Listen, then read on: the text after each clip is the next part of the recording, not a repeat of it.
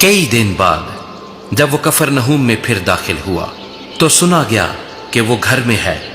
پھر اتنے آدمی جمع ہو گئے کہ دروازے کے پاس بھی جگہ نہ رہی، اور وہ ان کو کلام سنا رہا تھا، اور لوگ ایک مفلوج کو 4 آدمیوں سے اٹھا کر اس کے پاس لائے، مگر جب وہ بھیڑ کے سبب سے اس کے نزدیک نہ آ سکے تو انہوں نے اس چھت کو جہاں وہ تھا کھول دیا اور اسے ادھیڑ کر اس چارپائی کو جس پر مفلوج لیٹا تھا لٹکا دیا۔ یسوع نے ان کا ایمان دیکھ کر مفلوج سے کہا، بیٹا تیرے گناہ معاف ہوئے۔ مگر وہاں بعض فقی جو بیٹھے تھے وہ اپنے دلوں میں سوچنے لگے کہ یہ کیوں ایسا کہتا ہے، کفر بکتا ہے، خدا کے سوا گناہ کون معاف کر سکتا ہے؟ اور فی الفور یسوع نے اپنی روح سے معلوم کر کے کہ وہ اپنے دلوں میں یوں سوچتے ہیں، ان سے کہا، تم کیوں اپنے دلوں میں یہ باتیں سوچتے ہو؟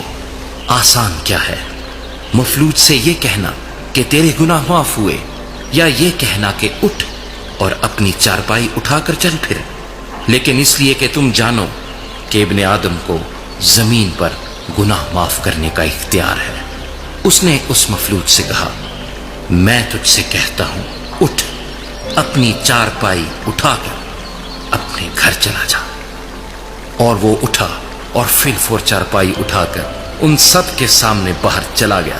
چنانچہ وہ سب حیران ہو گئے اور خدا کی تمجید کر کے کہنے لگے، ہم نے ایسا کبھی نہیں دیکھا تھا۔